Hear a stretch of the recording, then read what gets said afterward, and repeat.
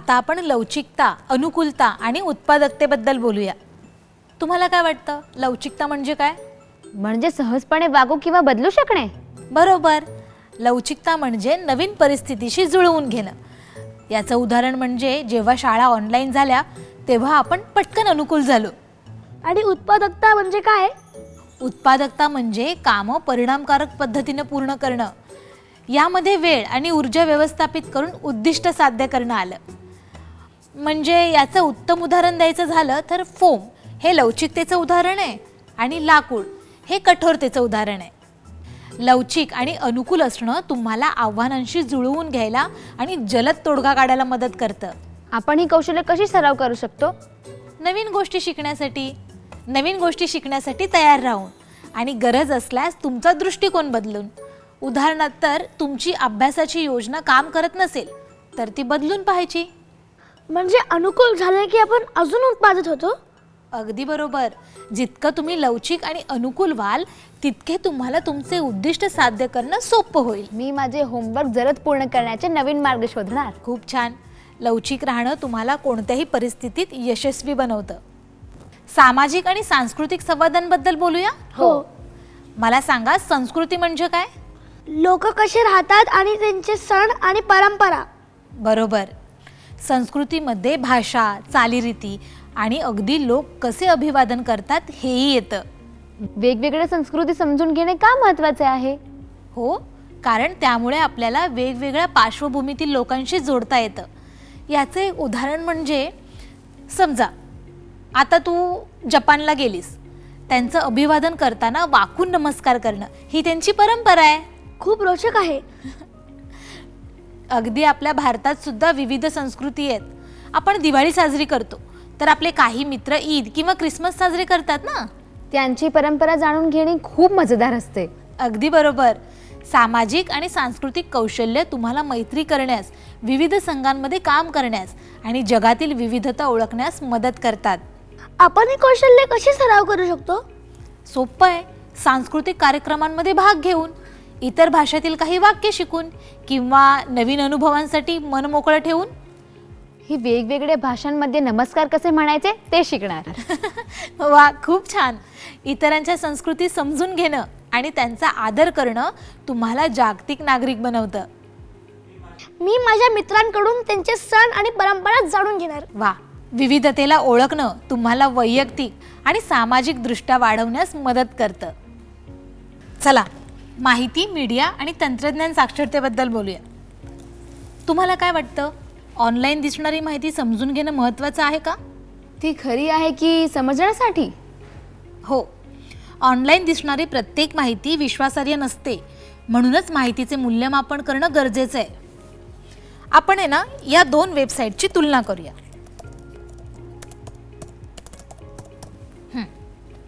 ही एक विश्वासार्ह शैक्षणिक वेबसाईट आहे.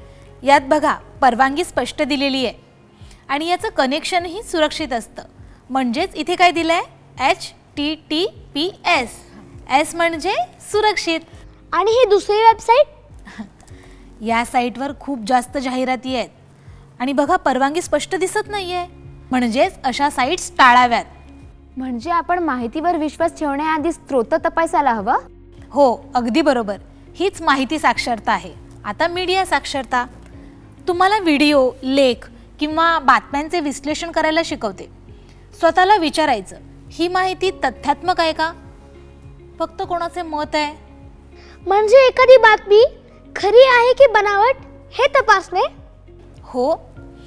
आणि तंत्रज्ञान साक्षरता म्हणजे डिजिटल साधनं जबाबदारीने वापरणं, जसं की पासवर्ड सुरक्षित ठेवणं आणि हानिकारक लिंक्स टाळणं. आपण ऑनलाईन सुरक्षित कसे राहू शकतो? मजबूत पासवर्ड वापरून. वैयक्तिक माहिती शेअर करायची नाही. काही विश्वासार्ह प्लॅटफॉर्मचाच वापर करायचा. मी आता ऑनलाईन दिसणाऱ्या कोणत्याही गोष्टीवर विश्वास ठेवण्याआधी स्रोत तपासणार. उत्तम दृष्टिकोन आहे. माहिती, मीडिया आणि तंत्रज्ञान कौशल्य तुम्हाला आजच्या डिजिटल जगात सुरक्षित आणि जागरूक ठेवतात. आई, आपण तर शिकत होतो ना, तू मध्येच काम काय करते? हे सुद्धा एक शिकणंच आहे. आपण आता जे शिकणार आहोत त्यातलाच एक भाग आहे. तुम्हाला काय वाटतं, या प्रकल्पामधून आपण काय शिकू शकतो? बल्ब लावायचं. बरोबर. प्रकल्प आधारित शिक्षण तुम्हाला प्रत्यक्ष कृती करून संकल्पना समजायला मदत करतं. आपण एक काम करूया, आता हा बल्ब आपण जॉईन करूया. मीरा तू हा बल्ब लाव आणि अमन तू स्विच चालू कर. ठीक आहे. हा थांब थांब थांब, आधी ताईला लावू तर दे. ये इकडे इकडे ये. हा. बघू, हे बघ, हे असं लावायचं. ओके. बसला. बरं आता तू चालू कर प्लग. वाव, लागलं पण. समजलं? याला म्हणतात टीम वर्क.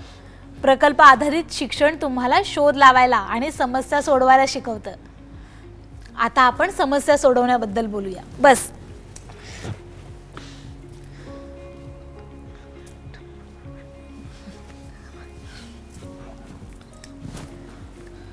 समस्या छोट्या भागांमध्ये विभागून आणि तोडगे शोधून सोडवण्याबद्दल आहे. उदाहरणार्थ समजा आता हा बल्ब जर पेटलाच नसता तर तुम्ही काय तपासलं असतं? कनेक्शन. अगदी बरोबर. हीच तर मंथन क्षमता आहे. समस्या सोडवणं तुम्हाला शांत राहायला आणि हळूहळू उत्तम शोधायला शिकवते. म्हणजे खऱ्या समस्या सोडवण्याने शिकणे सोपे होते. हो, वर्गात शिकलेली गोष्ट प्रत्यक्षात वापरायचा हा एक उत्तम मार्ग आहे. मी पुढच्या विज्ञान प्रकल्पात ही पद्धत वापरणार. छान. जितका सराव कराल ना तितकं तुम्ही समस्यांचे चांगले तोडगे शोधाल.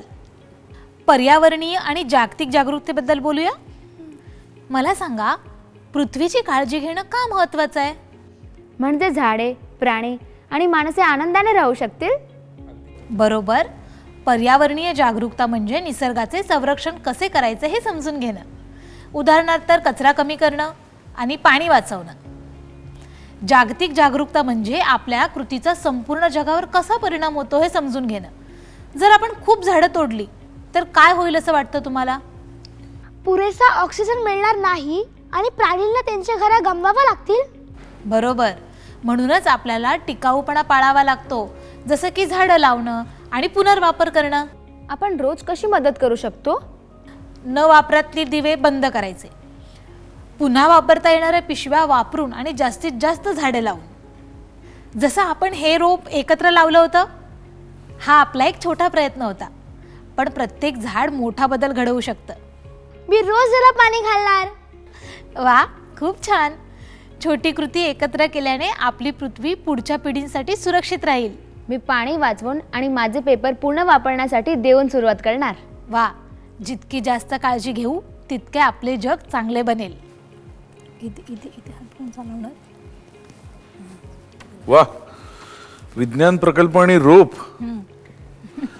पृथ्वी वाचवण्याचं फारच मनावर घेतलेलं दिसतंय.